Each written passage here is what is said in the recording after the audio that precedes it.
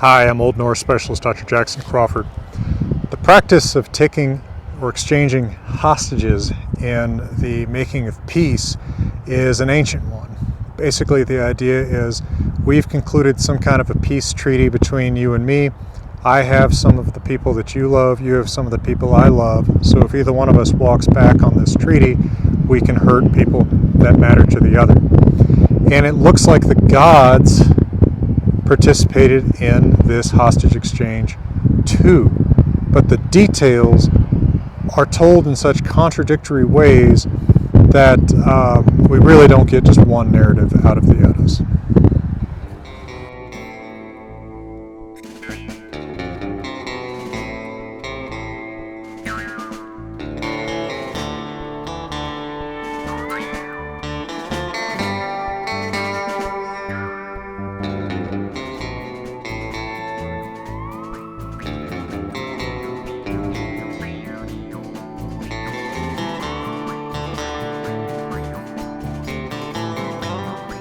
So in the Poetic Edda and the poem Lokasena, which is legitimately old to judge by linguistic criteria, which I've talked about in another video, many other videos, but one in particular comes to mind.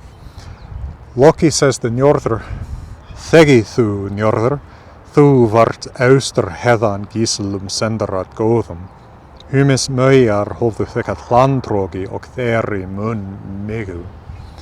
To which Njordr replies, Sú líkin ek bark langt heðan gíslum sendarat góðum. Þó ek móg gat þann mangi fjór og þykir svo osa jaðar. So at the time they are in Vanir-Æsir, where Njordr is originally from, the home of the Vanir. And Loki says, shut up, Njord, you were sent eastwards from here, so from Vanir-Æsir, presumably to Osgarður, which is apparently east of Vanir-Æsir, though both may be on the bowl of the sky. Remember that the sky is a bowl that has its ends in Midgarður. You could actually go sort of around the sky and up it from the outside.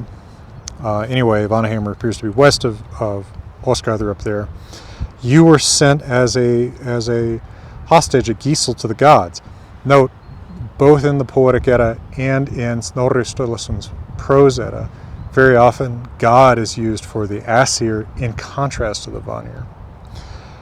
Hymir's girls used you as a urinal and they urinated in your mouth. And then Njordr replies, it is a recompense to me that I was sent far from here as a hostage to the gods. I then had a son that no man hates and who was counted as a lord of the Æsir. So notice that once Freyr lives among the Æsir, he is considered one of them, just as Njordr and Freyja at different times are called Æsir too. Now, it's really the only reference to this in the Poetic Edda, so the only reference that we have in text that we can consider legitimately, for sure, or very likely of pre-Christian date. Though we also have some attestation of the notion that being a hostage might have had some kind of a sacral significance just from the fact that it's a fairly common name. So the name Thorgils, or very occasionally Thorgisel without the metathesis. Same thing with Avils, or without the metathesis Avisel, are pretty common names and speak to the notion that being a hostage is, either high status or maybe it associates you with one of these Vanir gods who was a hostage.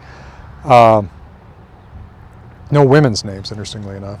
And of course, although the name Giselle is from the same root, Gisli is probably one of the top 20 most common Old Norse names, and of course is just a weak form of the same word, hostage, Gisel. Now in the Prose Edda, we get a lot more made about the exchange of hostages between the Æsir and the Vanir gods, but in multiple different ways. And these stories contradict each other. Hey folks, we'll be back to your regular presentation in a moment, but for right now, I'm here at Grimfrost World Headquarters Longhouse with Johan Hegg, and I just want to remind you that if you have Viking needs, you have a Viking supplier. Grimfrost really cares about getting things right. And if you need replica, well, anything, right? Shields, helmets, weapons, board games, cool t-shirts, hats, all sorts of accessories like that. You can get them at grimfrost.com together with my books, and they ship just about anywhere in the world. So check them out. It does help support the channel. Now, you can say, for sure, lots of stories existed about this that would have contradicted each other in different places and times. You know, it's semi-obvious. But it's interesting that Snorri himself can't keep these stories straight, right? This is from one written source by one person. So in Gylfaginning, the main part of the prose Edda that people read, Snorri says, Njordur was brought up in Vanaheim, but the Vanir sent him as a hostage to the gods, and they received in return as Æsir hostages the one who was called Hunir. He was a settlement between the gods and the Vanir. Note that both in Old Norse and the way that I'm translating it there, God means the Æsir only and doesn't seem to include the Vanir. Now, in Ynglinga Saga, we read, which is also by Snorri, first let me point out that in Skaldskaparmál, the second part of the prose Edda, we have a different story, right? Because we get Kvasir, when the Æsir and the Vanir make their peace, they make this man out of spit that's named Kvasir, right? But then in Ynglinga Saga, we read this. The Vanir gave their greatest men, Njord the wealthy and Frey his son, and the Æsir in return gave the one called Hunir. With him the Æsir sent the one called Mimir, he was the wisest man. But the Vanir sent in return, so also this guy goes with Njord and Frey, the one who was the wisest in their group, that one was called Kvasir.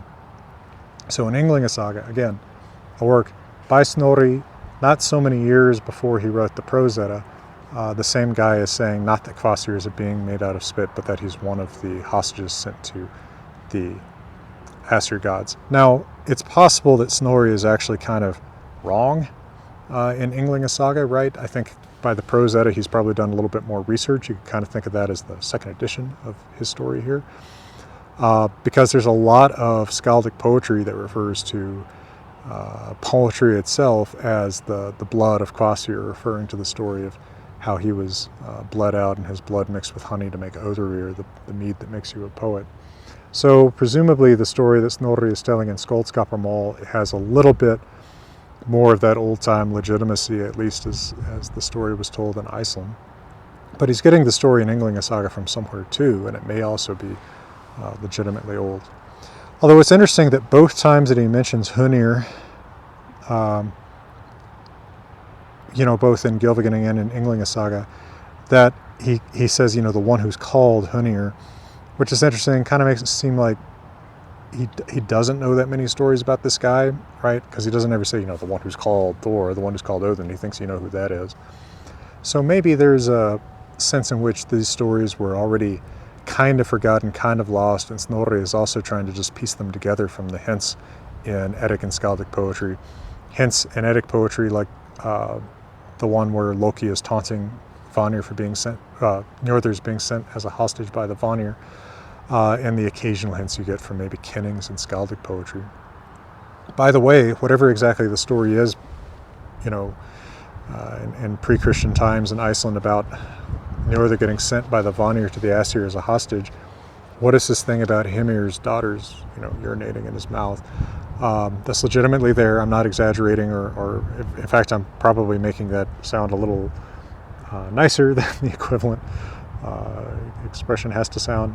We just don't know. Hymir in Humiskvitha, the only other place that I can think of that he's mentioned, is the father of Tyr and is one of the Jotnar, but we don't ever hear about Tyr's sisters.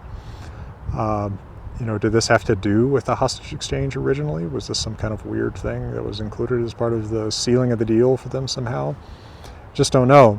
So there's a lot of stories that get hinted at here and there that, surely meant something to the original audience, or maybe didn't. Maybe it was the original poet just trying to hint at knowing things that the audience didn't know to make himself seem wiser and deeper in this lore. But regardless, it seems there's a very old tradition that Njordr is a hostage among the Æsir from the Vanir. What exactly the details of that exchange were, who was exchanged for him, whether someone was made out of spit, whether someone urinated in his mouth, etc., seems to vary quite a bit from telling to telling. And that's part of the richness that we get in these old stories. And of course, let me encourage you, if you haven't read them in, not the original language, but in their original form, translated faithfully, you should check out my translation of the Poetic Edda, because I did make quite an effort to render these stories in their complete form with as much of the nuance of the original as I could there. Well, thanks Patreon, thanks those of you watching these videos, reading my books, and remember, you can join my Old Norse class again on Zoom in September, October 2026. There's also a reading group for people who already read some Old Norse or read some Gothic. So check out those three Eventbrite links in probably a pinned comment. All right, from beautiful Estes Park, Colorado, I'm wishing you all the best.